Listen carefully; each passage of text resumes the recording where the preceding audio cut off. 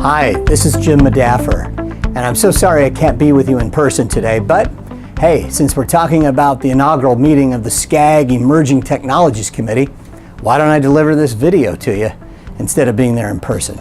So today you're going to be discussing the many technological and societal trends, including all kinds of issues from mobility as a service, zero emission and autonomous vehicles, connected vehicles, smart cities or connected communities as I like to call them, and intelligent transportation systems and more. And these things are going to fundamentally alter and improve the use of the region's transportation system into the future. My firm, Madaffer Enterprises, specializes in working with what I like to call the new economy companies. And we have a growing smart city consulting practice that helps cities and regions to become more and more connected. You know, all of us have heard the term smart city. The concept has become widely popular over the past few years with the promise that with the right technology, smart cities and connected communities can improve everything from public safety, citizen engagement, economic development, transportation, and more, all at a lower cost to our taxpayers and constituents. But what many cities are discovering out there as they try to fashion themselves into smart cities is that many of our biggest public policy issues go beyond just city borders. And so we're seeing an emerging concept of not just smart cities, but smart regions as well.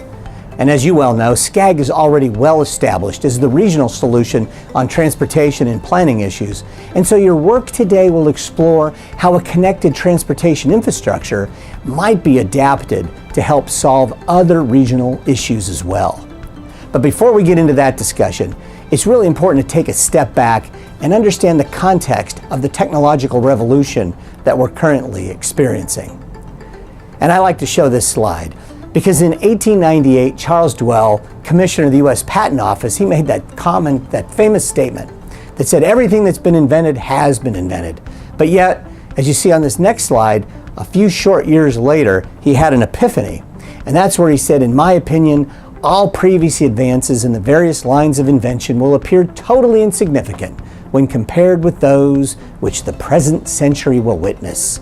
I almost wish that I might live my life over again to see the wonders which are at the threshold. And so that's really what brings us to today. There's no indication that innovations are slowing down, and in fact, if anything, at the rate things are changing, they're only speeding up. You know, our cities 50 years from now are going to be completely different from the ones we have today. And you know, by now we all realize self-driving vehicles are coming. You know, you probably know that as they become more widespread, there's going to be some real serious questions in our communities, important topics like safety, data protection, reliability. And you know, as we move forward, we also know about all the traffic issues we have in our cities. We've got to start thinking how self-driving vehicles are definitely going to change things into the future. Parking requirements, streetscape, all of those types of things. Are we ready in our individual cities for this rapidly approaching change? And you got to think about it. Who in your city? Is it you? Or who else is there as assigned to evaluate these newest concepts in city government? You know, what kind of smart and connected community planning is taking place in your city today? And that's where we talk about the region. And there's never been a better time than now to look around, reassess your current capabilities, and ask yourselves if you're optimally positioned to meet the needs of your city and region, not just right now, but into the future. And so I like to look a little bit into the future as well as we talk about moving into autonomous vehicles. I like to say to folks that we're at a special time in our history. Wireless technology is exploding, and we've got to lay the foundation for a new era in transportation. We know that driverless vehicles are in our future, and it's very important to understand the many sectors this is going to impact over the next decade and beyond. And as we know, the technology life cycle is accelerating exponentially. What seemed impossible just a few short years ago is readily approaching the norm. So let's look back in time for a moment and see how things have been changing. And many of you have seen this slide before. I've probably even showed it in another presentation. But here we are in 1900 at a busy intersection in New York City. And you have to look around and you go, all I see are a bunch of horses and carriages everywhere. Now let's fast forward just a few 13 years. And I say a few because time flies. 13 years later, 1913, Where's the horse and carriage? All we see around us are cars.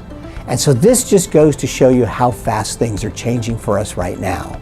And I frequently tell audiences that we're experiencing a sea change in transportation unlike anything since Henry Ford invented the assembly line. We know that research continues, and today it's not a matter of if connected and self-driving cars are coming, but it's really when. And we know the current pace of innovation in technology and new mobility services provides potentially both opportunity and risk, and profound changes to how people live and travel throughout our region. So, as we shift for a moment back over to wireless, let's talk about how that's changing our world as well. Wireless technology isn't something that's going to happen in 10 years. It's a revolution that's going on as we speak. Nobody really ever expected wireless to explode the way it has, but it has become the new infrastructure. And in fact, as we think about things, I don't even know if most folks think about wireless coverage as part of your city's infrastructure or our regional infrastructure. When we look at things from public safety, healthcare, social justice, transportation, business, smart and connected communities, and consumers, everything that I just mentioned is connected to wireless infrastructure. And so we need to start thinking about wireless as an infrastructure, the same way we think about water lines and sewer lines. And then when you think about this, 4 out of 5 Americans say that mobile connectivity is a necessary part of their daily lives. And mobile internet access is no longer a luxury. We have to see it as a necessity. And study after study on this topic, multiple sources all say the same thing. Internet connectivity now is an essential element of modern life. And the pressing need for robust wireless infrastructure is only going to increase. It's hard to keep up with the demand for additional wireless infrastructure to serve business and residents in our communities. And the demand is only going to increase further. When you think about wireless, do you think about just mobile phones? As I mentioned, it's really much more than that. It's water meters, gas meters, electric meters. Just about every new car being built today has a cellular-enabled modem built in. But wait, there's more. There's traffic lights, street lights, your watches, phones, of course. And we've all heard this. The major carriers have already begun to roll out 5G in selected American cities, including right here in Los Angeles. So that means we're soon going to see wireless internet on mobile devices at the same speed as we now have at home. And this is changing everything. And this is probably one of the most important trends in modern infrastructure since the mass deployment of broadband internet. Many of us here, remember the introduction of the internet, in people's homes. Originally, it was seen as a novelty, but now it's really a connected part of everybody's life. In January 2018, an incredible 95% of Facebook users access their account through a mobile device at least one time. And there's an expanded need for wireless in our mobile video as well. It's a huge component of demand. Video streaming is already more than 75% of total data consumption. Now, people who are at or near or below the poverty line are much more likely than middle and high income Americans to have only one source to get on the internet, and that's their mobile device. For them, that source is always the mobile phone. Lack of quality data coverage isn't just inconvenient. It can be the barrier between them and critical health, banking, job searching, and government services. And here's another amazing stat. 80% of all 911 calls were made from a mobile phone last year. Now, can you imagine for a minute having the same problem that keeps you from sending a photo or an image from your cell phone while you're at a crowded stadium, and now that prevents you from making an emergency 911 call? That's what I'm talking about on having adequate wireless connectivity. We should just be demanding that the wireless carriers put it in. And then when we talk about autonomous vehicles, we're at the tipping point of redefining mobility for generations to come. And safety's been one of the prime focus areas for this technology. Last year, over 40,000 people were killed on our roads in the United States. And the promise of connected vehicles and self-driving cars is exciting. 0 fatalities. And so we've got to think about things like this. Are we going to be ready for the many issues that arise with this new mode of transportation? What will this new technology mean for insurance carriers, public agencies, transit facilities, freight carriers, and more? And that's why we're here today. Is it going to change the way we plan and design the infrastructure that carries these vehicles? What about how we develop and enforce zoning laws and make our land use regulations in our individual cities? Gas stations are probably going to get transformed into electric car charging stations. Office and mall parking lots will get repurposed into office or multifamily buildings. And folks, this is happening and fast. We're living in an era of rapid change, unlike anything since we've ever seen. Some cities are planning to use technology to monitor curb space utilization and leverage their curb space assets to reduce traffic congestion and encourage multimodal travel. That's one of the things we're going to be talking about here at Scag. And then let's talk about millennials. They're going to have a huge impact on the future of transportation as well, and they can't be ignored. There's more millennials today than there have been in any other generation, and they're very different. And we need to understand and plan for them. And we also need to get them involved. And because of automation, the cost of ride sharing and the likes of Lyft and Uber will be 4 to 10 times cheaper than owning a car. And you think about just the savings on personal transportation costs alone could result in $1 trillion boost in annual disposable income for U.S. households over the next decade or two. And that leads us into smart cities and how important that is for us as we move forward into the future. So as we talk about smart cities or smart and connected communities, it's really important to understand the definition. And so what you can see here on the screen is I've got 3 different jurisdictions, if you will: the Smart Cities Council, the City of Chula Vista, and the City of West Hollywood. Now as we go to the next slide, we'll see some commonality between them. Information and communication technology, technology and advanced data analytic tools, technology and data. Now, let's look at the next slide and see what's on there, and you'll see additional commonalities.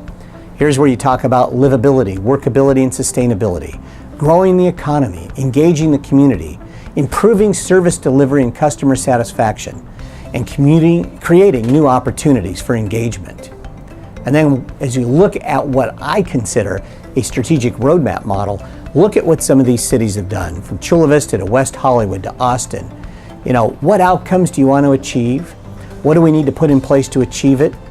And these are the things that really, through this committee, you have in front of you the ability to do.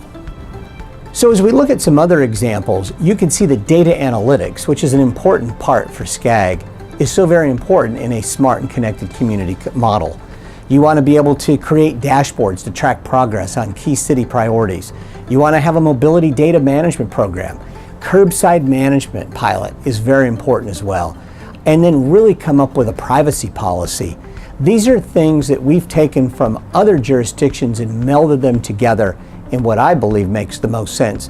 For regions, cities, wherever we can, this is what it's important to be a connected and smart community. Here's a page out of the Chula Vista report where we talk about working with internet service providers to promote affordable internet service for residents at all income levels. I think that's very important, especially in the Scag region, no matter where you are. And then let's talk about transportation as a smart city platform. We need to have a robust network. This gets back to the whole issue of wireless that I was talking about earlier. Fiber in the ground, wireless infrastructure that carriers build, and often, if we do it right, at no cost to local government. That's an important element, but it helps us achieve these smart city goals. Just a simple issue like traffic light synchronization can be utilized by just taking fiber that's in the ground that's connecting these wireless networks and utilizing that to help make things work smoother for everybody as they drive, whether it's on bicycles, whether it's cars, whether it's mass transit. You look at some of the things that you can get out of a smart city fiber network as well. Public safety, environmental issues, traffic management, anything we can do to enhance the quality of life. Other things that I believe you should address in strategic planning include really governance, privacy, cybersecurity. These are all very important issues. Data strategies and how that data is managed, who owns it. Talking about the Internet of Things, as I was sharing with you earlier. And then looking into other ways you can partner with other jurisdictions that are nearby, or in this case, a regional solution through Scag. You look at what Cincinnati did, where they brought in Ohio, various governments around, including Kentucky and other jurisdictions in the Ohio-Kentucky area. Some of the things that were important for the Smart Cincy effort were including defeating the digital divide, cybersecurity, connected and autonomous transportation, and more. And I'll make a plug for a conference that's going to be coming up that Scag is actually a sponsor of, called City Launch 2019, and it's going to be at the Hard Rock Hotel down in San Diego, March 10th through the 12th, and you're all invited to be there. We'd love to have you come. And that you can see here, we're going to be connecting innovators, business and startups with elected officials, city managers, folks from all over the United States. We're really going to be talking about creating smart city roadmaps for cities and for regions, and how we can prepare for a smarter future. So we'd love to have you join us. You can visit connectedcc.org for more information. And again, I just want to thank you for being here today in this very important new committee effort. I applaud the Scag leadership, and I applaud each of you for being here today as you kick off this important endeavor for the region. Thank you so much for your time today.